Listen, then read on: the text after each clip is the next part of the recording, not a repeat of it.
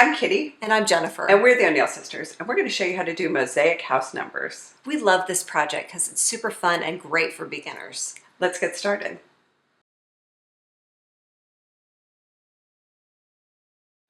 To make the house numbers, of course, you'll need your house numbers. We chose 9.5 inch tall MDF numbers. You could also use wood, and you'll want black spray paint for this also.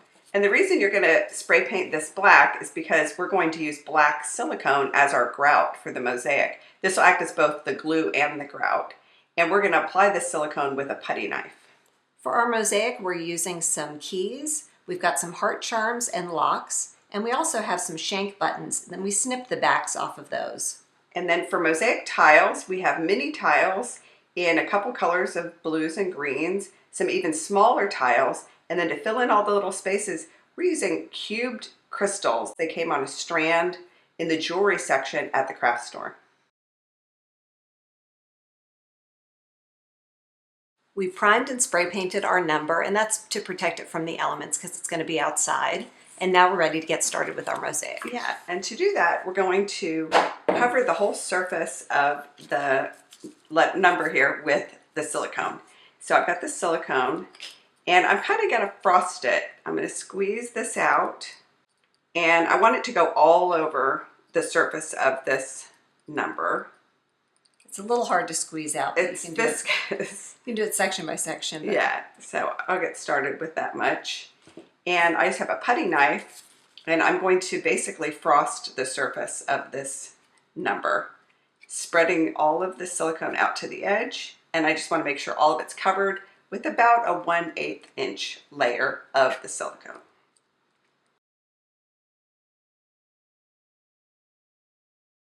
So now we've got the silicone everywhere on the surface, and we're ready to do our mosaic. When we do mosaics, we like to start with our largest objects first. So we're going to start with our keys because we think that's fun. Let's put this big key right here. We want to leave a little bit of room around the edges for some of the keys. And I'm just pressing them down into this mastic so that it's sure to stick. I'll put this one up here. And it's okay if your keys and things do come to the edge, because we've got a trick for how to do the edges. Yes. This, like some mosaics, you want to be real precise about how big your grout lines are. It doesn't matter with this. Really what we want to do is cover up most of the black.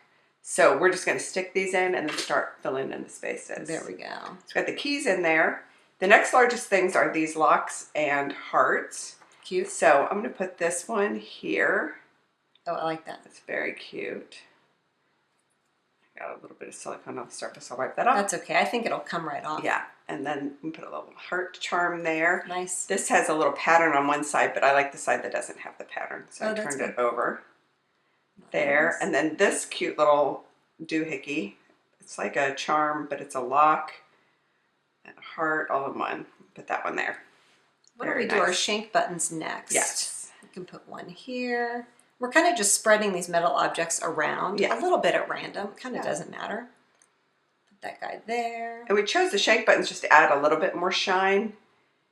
We didn't want to put too many keys. The keys are kind of big. So the shank buttons are smaller. That fits in there. Next we want to put in the tiles. I'm going to start with our biggest tiles. And we have the most of this sort of blue tile.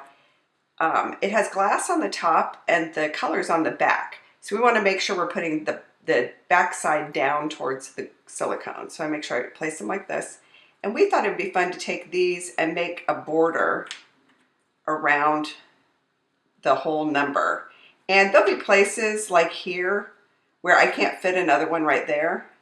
I'll just leave that open. That can be a break in the border.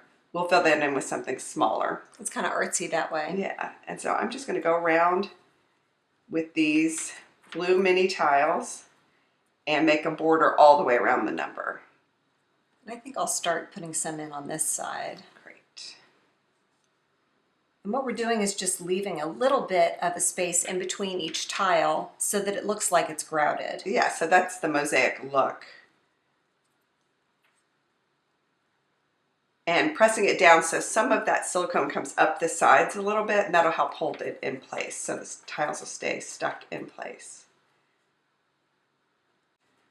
And this is a fun project to just raid your mosaic stash, whatever tiles you have left over from other projects.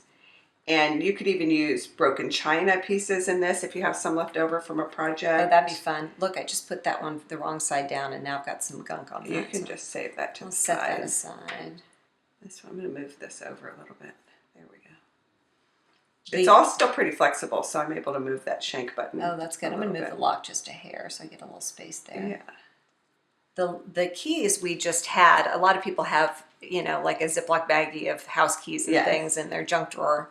We had some keys, but we got these other items, the shank buttons and some of the charms and things at the flea market. Yes.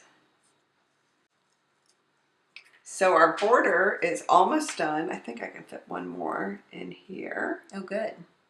Might be a little room up in this part. Okay.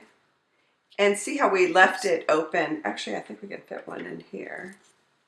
Oh, good. And maybe a couple more in here? Yeah. And so where the key is kind of breaking the edge, that's fun. That's fine because we can fill that in with smaller things. Yeah. I think, yeah, you got it. Go ahead. Okay. Maybe one more. Okay. Put one right here. That's great. Move that over a little bit. Put Perfect. that guy there. So that kind of helps us outline the number.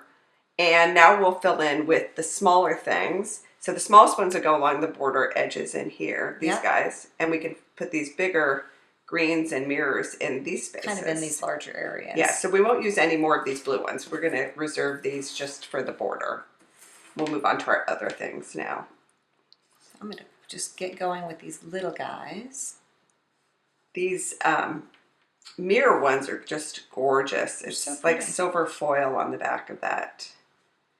Yeah, so I think we might be ready to fill in the so little guys. At this point we want to just cover up the black so there's not too much black. Like these gaps are just a little too big. Yeah. And that's what we have these glass cubes for. And for these, because they're beads, we're going to place them so that the hole doesn't face up. We'll try. If you can. I mean, we'll try. It doesn't matter that much, but if it's possible. Yeah.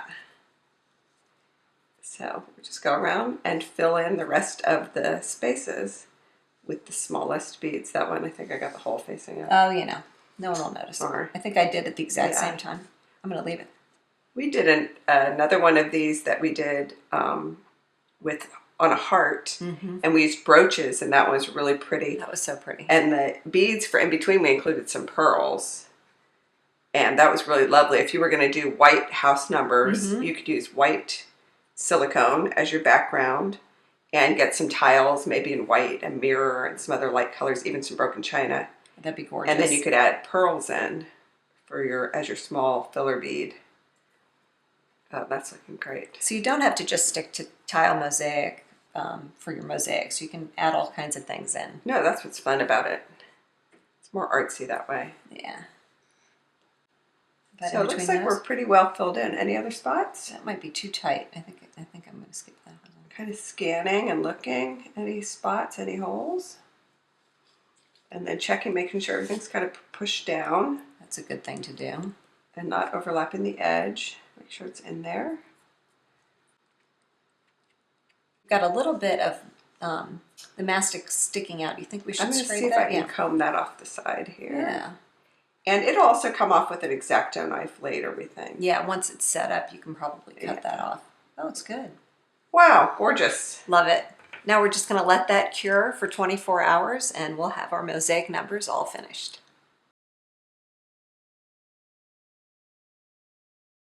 Our house numbers are finished and we think they turned out great. And remember, while you're working on your mosaic, if you have any questions at all, just leave us a comment and we'll reply. We're here to help. Happy crafting.